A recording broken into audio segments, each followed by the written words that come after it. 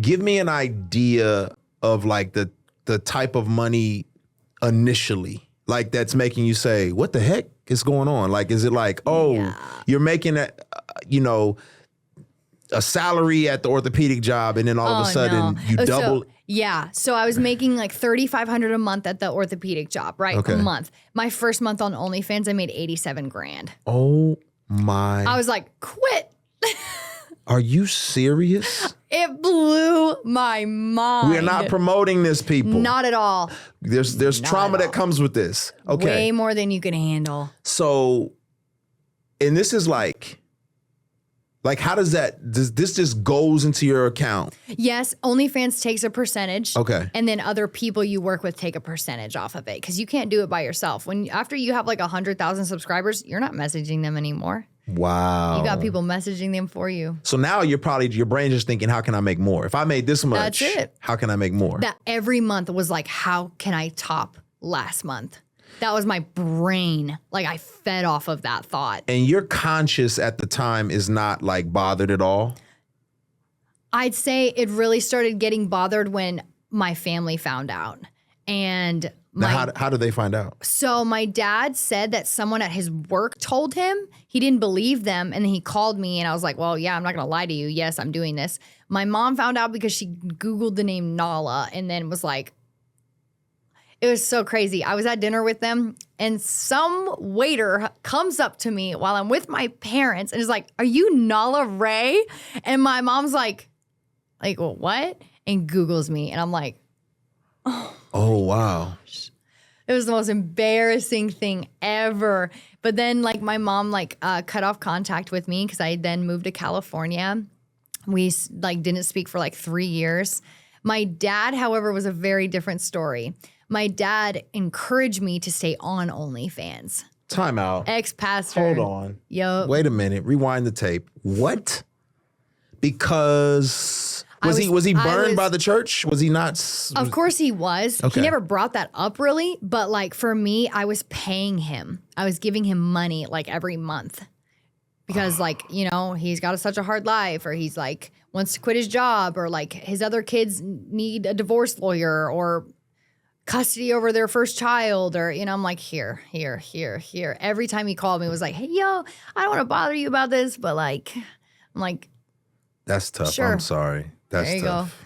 Go. It's tough. So tough now. During it, I was just like, oh, at least one person in my family is speaking to me. Yeah. But now, I'm like, when I finally decided to follow Christ, I called my dad. My husband was right next to me. And I was like, hey, Dad, I'm getting off of OnlyFans. Blah, blah, blah. I was so excited. He was like, well, why don't you just stay on another year and a half and make more money and, settle yourself in? Because, it's really expensive right now. And I'm like, did you really just tell me to stay on OnlyFans? Did you really just say that to your daughter? Did you really just tell me to continue making porn? We're going to pray that your transformation encourages Dad. And he's like, wow. We're going to, hey, listen, if he did it for you, he could do it for anybody. That's true. So we're going to pray for that. But I'm praying every day, man. It's so hard. So you said you were embarrassed when they found out. Mm-hmm. Were there any other people that found out and you were like, oh my God? Or was it just mom and dad? Just mom and dad, basically. My siblings, I didn't really care too much about. I just wasn't thinking about it, Obviously affected them in some way. Yep. But for me, I just didn't care. Those are my siblings, you know what I'm saying? I'm going to do what I want. You guys are doing what you want to do, You guys are already popping out babies with other people. I'm like, who are you to judge me, Why does mom say, I don't want to have any contact with you anymore? So she just basically, the last thing she said to me before I moved to California was I hope you're happy in all the choices you make, and it was such a sarcastic, kind of way. And I was like, okay. Sounds like she was shielding herself from hurt. Absolutely. Cause she's like, I know I didn't raise you like this. I'm like, but how did you raise me then? Yeah. It's easier to be like, I'm not going to deal with this. Oh, yeah. Than to deal with the constant pain and reminder of seeing your child go down a dark path. Fact. And I can only imagine. I don't have kids, so I can only imagine that pain. Yeah. I really can't grasp it in my head. Yeah. So I understand, but that disconnect from her and my family is what threw me into porn. because I was like, I got nothing else to lose. So F it. I'm out F here. it. I was like, let's go full send, because I'm like, I can make more money anyway like this, and nobody seems to care about me anyway. I didn't have friends, didn't have my family, and if I did have my family, he's encouraging me to do it. So I'm like, cool. How long were you on OnlyFans? 5 years, And how much money do you think you made in total? 14 million. Okay, I didn't I grossed that. I didn't net that kind of Still, thing. Like, I know. You generated $14 million. You generated like multiple people's lifetime of money. I make athletes money. That's crazy. NFL player over here. No, I'm just kidding. Now, for the person who's watching this or listening to your story and they're like, dang, I could make that money. Oh man, it comes with the price of your soul. come on, break it down. Where does it? You're in LA, you're bald. Wait, before you even get to how it breaks down, because people never hear the emptiness of it all. Oh man. So let's just talk about Let's talk about it. I'm excited. First talk about the highlight reel. First talk about like living it up. Right. Oh yeah. So I'm living in a $3.4 million house alone. So my rent was like $16K a month. I was driving a Porsche, had super crazy designer bags. Like I went to other places in the world to go buy my designer bags. So like one of a kind or one of this and I had my closet. Every room in my 6-bedroom home was stuffed full of clothes. All my clothes. Like had it all. Had a wicked gaming setup because I love playing Call of Duty. You know. Shout out to COD people. Shout out. Please sponsor me. But had it all. Like I had my 2 dogs. I was chilling. I was single. Yeah. Like making millions. Yeah. Like it just didn't feel like they call California La La Land for a reason. You are stuck in a cloud of just like not even knowing what day it is. I smoked a lot of weed. Yeah. Every day, was high. Yeah. You know, I never got into drinking, but I was so high every day. You think you needed to do that to yeah. shut your conscience down? To be numb. Yeah. I felt a lot of things, but I needed to be numb to focus on my work. Wow. You know, and it did. I started taking Adderall for a while and smoking weed just to like get this little more of a high. Had to stop taking that because my heart rate was too fast. You know, felt like I was going to have a heart attack. But you got essentially no family. No family, no friends, because everyone in California is fake. Right. There's no one who's there who's like your Especially real friend. in the industry. No, Right. Not at all. Like they're all like, oh hi, like, oh my God. And you're like, okay. And I just spent almost every day like inside my house, like just making content. You know, I never got sick of it. I was just at home. I learned, I started taking martial arts, did fight scenes. I learned bow staffing, nunchucks, samurai stuff. Like I had all the time and money to do just cool stuff. Yeah. And I started taking Japanese. And I was just like, oh man, like I'm living the life. I can pay for all of my hobbies. Like, and I get to stay at home. And it was just, it felt good. But again, I was so calloused over. Like you couldn't say anything that would hurt my feelings. Yeah. I was so high. Like, So I didn't care. You couldn't even tap into your emotions. Not in the least bit. I didn't cry, I swear, for like 2 years.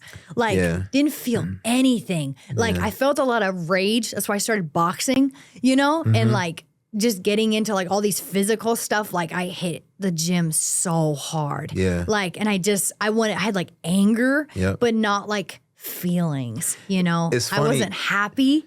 I was just like, mellow. Yeah. There's a book I read called The Body Keeps the Score because I was very similar, right? Okay. And it's like I went through all this trauma, but I was pretty callous. And The Body Keeps the Score is a book where it talks about like no matter what you went through, your body, you may feel like, oh, that was the past, I got over it, but your body's like, we never did. Your soul never did. Yeah, it's still inside your nervous system, your soul. It's like it's still there as if it happened yesterday. Right. And your brain can push things. Right. It really does a great job of that to like protect you. Sure. But like your heart, all of it. You have soul ties everywhere, like strung out. So when are you starting to realize?